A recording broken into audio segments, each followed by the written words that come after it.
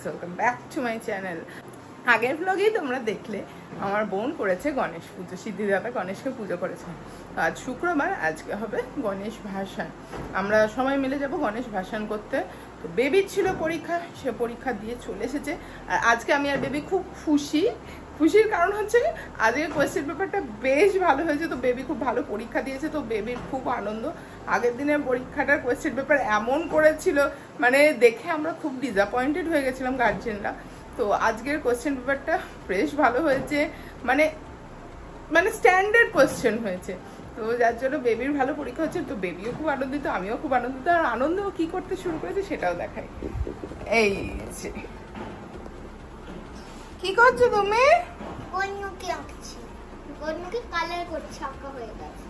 এই যে রাখো এই গণেশটা ও এঁকেছে। এই এটা হোমওয়ার্ক পাঠিয়েছিল ওর মিস, সেটা দেখে দেখে ও এখানে ড্রয়িংটা করছে।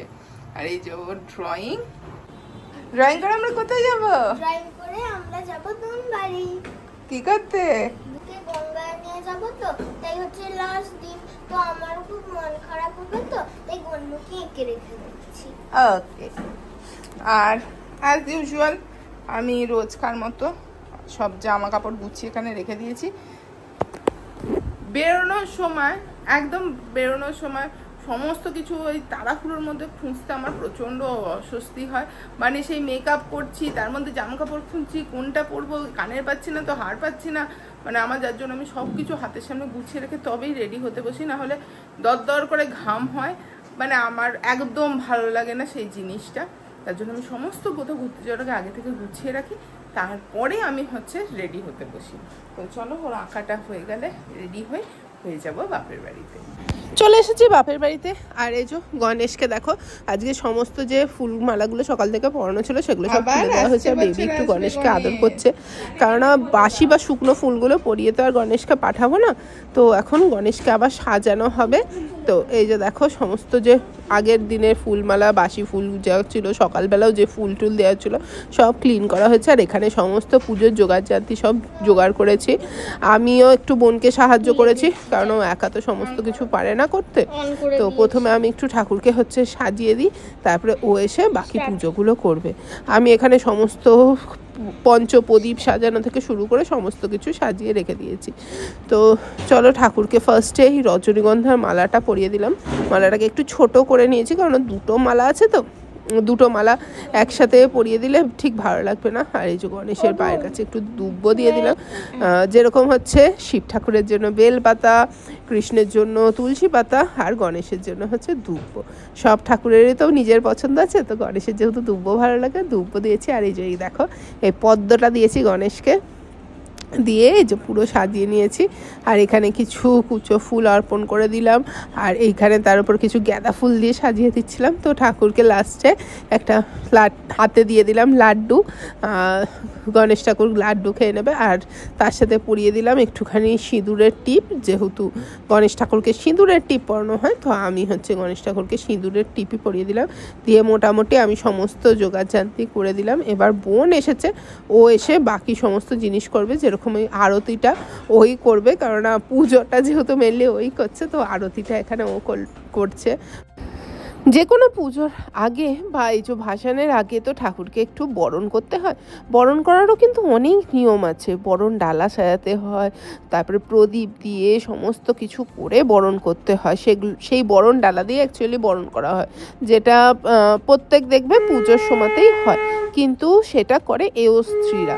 আর আমার বোনের তো এখনও বিয়ে হয়নি, তো ও যার জন্য এই জিনিসটাও করেনি। ও নর্মাল আরতি করেই ঠাকুরকে একটু বরণ করে দিয়েছিল, একটু ফুল দিয়ে পুজো করে নিয়েছিল।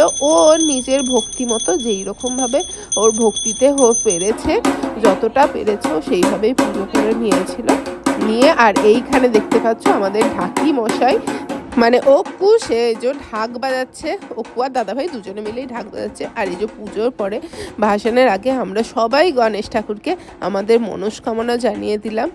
আর এখানে হয়েছিল একটা খুব সুন্দর ঘটনা। এই দেখো, আমাদের যখন বেবি 2 মানে অক্কু গেছে গণেশ ঠাকুরের সামনে, এই দেখো গণেশ ঠাকুরের হাতে যে লাড্ডুটা ছিল অর্ধেকটা টুপুস করে পড়লো। তো এইখানে দেখতে পাচ্ছ, অক্কুকে আমরা সবাই বলছি, অক্কু গণেশ ঠাকুর তোর জন্য প্রসাদ দিয়েছে। তো ও তেমনি পুরো হচ্ছে ওই ভাঙা যে প্রসাদটা পড়েছিল সেটা তুলে টপস করে মুখে দিয়ে দিয়েছে। আর এখানে আমরা সবাই গণেশের কাছে বসে একটু ছবি তুলছিলাম, গণেশের গান গাইছিলাম। তো এই সমস্ত কিছু করে আমরা এবার চলো গণেশকে নিয়ে যাই গঙ্গার ঘাটে। তো এখানে এই 3 দিন ধরে যে গণেশ ঠাকুর ছিল, পুরো দেখো আমাদের ঘরের এই জায়গাটা যেন জল জল করছিল। পুরো কত কিছু সাজিয়েছিলাম, কত আয়োজন করে দেখো ঠাকুরের পুজো করেছিলাম। আর গণেশ ঠাকুরটা এত সুন্দর দেখতে লাগছিল কি বলবো। আর এখানে আমিও একটুখানি ঢাকটা বাজানোর চেষ্টা করছিলাম, তো অক্কুর মতো তো পাচ্ছিলাম না, তো আমিও এখানে ঢাক বাজানোর একটু বৃথা চেষ্টা করছিলাম বললেই ভালো হয়। লাস্টে আমি অক্কুকে ডেকে বললাম, বাবা তুই বাজা, আমার কম্য নয়। তো এখানে অক্কু বসে পড়েছিল ঢাক বাজাতে, ও ঢাক বাজাচ্ছিল আর আমরা সবাই মিলে খুব মজা করছিলাম এখানে গণেশের কাছে বসে। আজকে তো গণেশের বাড়ি যাওয়ার পালা, তো ওর না হলে মনটা খারাপ হয়ে যাবে। আমরা কেউ দুঃখের সাথে গণেশকে বিদায় জানাবো না, আমরা সবাই খুব হাসি মনে বিদায় জানাবো, কেননা গণেশ তো আর কদিন বাদে ওর মায়ের সাথে আর বাকি পরিবারের সাথে আসবে।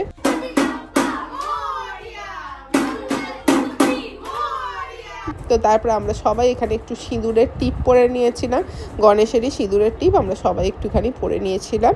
নিয়ে এবার বেরিয়ে পড়ি গঙ্গার উদ্দেশ্যে। চলো, আসছে বছর আবার একটু ছোট করে দিন, নিয়ে যেতে ওই ছোট ফুলগুলো থাক, অত কুচো কুচো ফুল কিনতে হবে না।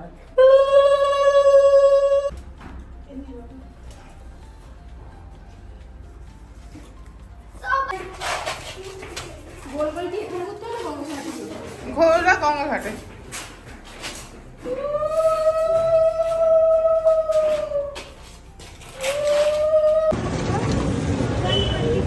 চলুন। আওয়াজ হচ্ছে না।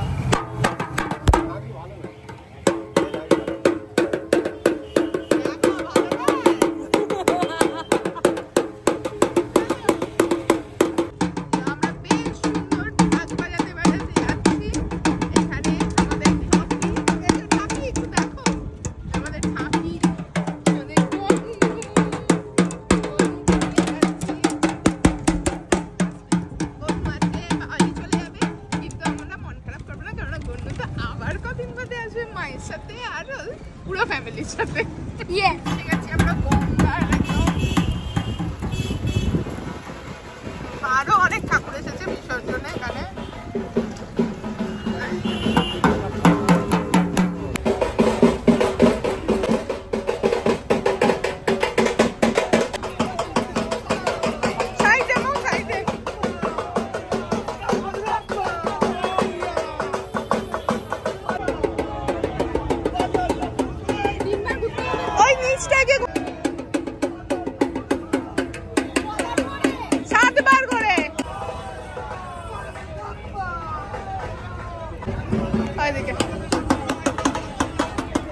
আস্তে আস্তে ওড়নাটা বেঁধে দেবো।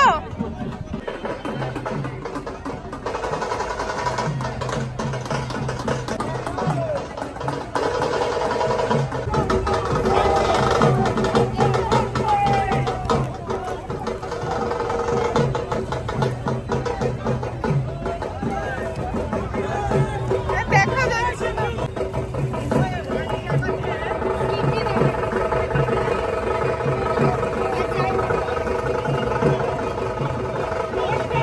পদ্ম ফুলটা তুলে জলটা ছড়িয়ে দিস।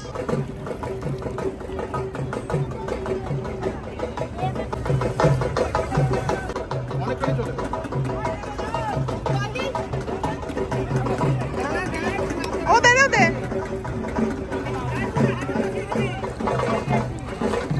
ঠাকুর পড়ে আছে। দাও হাত দাও, হাত দাও। একটা অত্যন্ত সুন্দর গণেশ আসছে।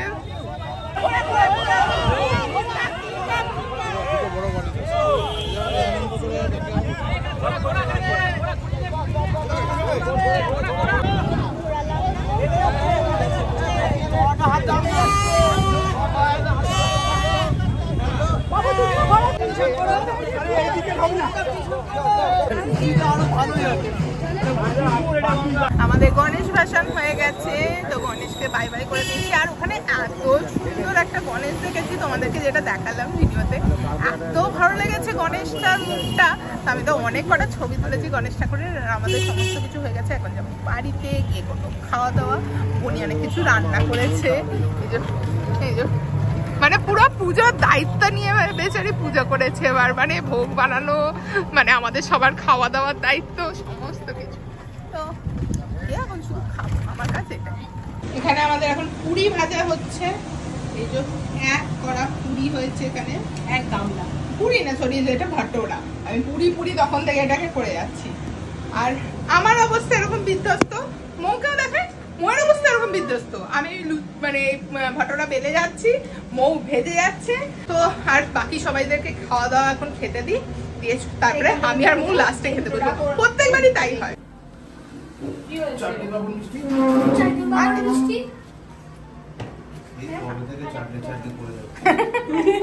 আর একটা আমার বলে বাবা যে আমার ফর্মে ফিরে এসেছি। হ্যাঁ,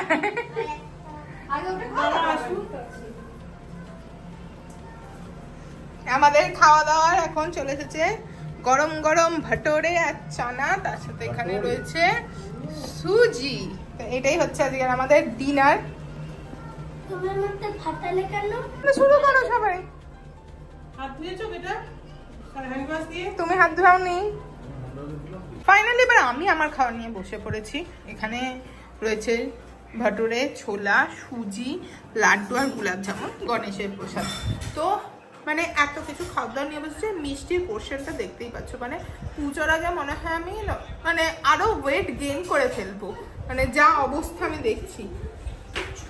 ফাইনালি আমরা দুজন এখন লাস্টে দুই রাধুনি আমরা এখন at last মানে আমরা খেতে তো বসেছি। জোগাড়ি অ্যাকচুয়ালি। না, আমি রাধুনি, তুই জোগাড়ি। হ্যাঁ, আমি রাধুনি জোগাড়ি মিলে এবার খেতে বসেছি। সবাইকে খাইয়ে দিয়ে আমরা এবার দুজনে খেতে বসেছি।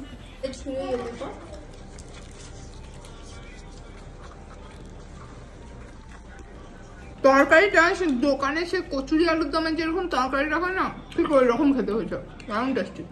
খাওয়া দাওয়া, পুজো, ভাসান সব হয়ে গেছে। তো এখানেই শেষ করছে যে ব্লগটা। দেখা হচ্ছে খুব তাড়াতাড়ি পরের ব্লগে। আর কেমন লাগলো ব্লগটা সেটা অবশ্যই কমেন্টে বলো। ভালো লাগলে অবশ্যই ভিডিওটাকে লাইক কমেন্ট শেয়ার করো, চ্যানেলটাকে সাবস্ক্রাইব করতে ভুলো না কিন্তু। দেখা হচ্ছে খুব তাড়াতাড়ি নেক্সট ব্লগে। ততক্ষণের জন্য টাটা, বাই বাই এন্ড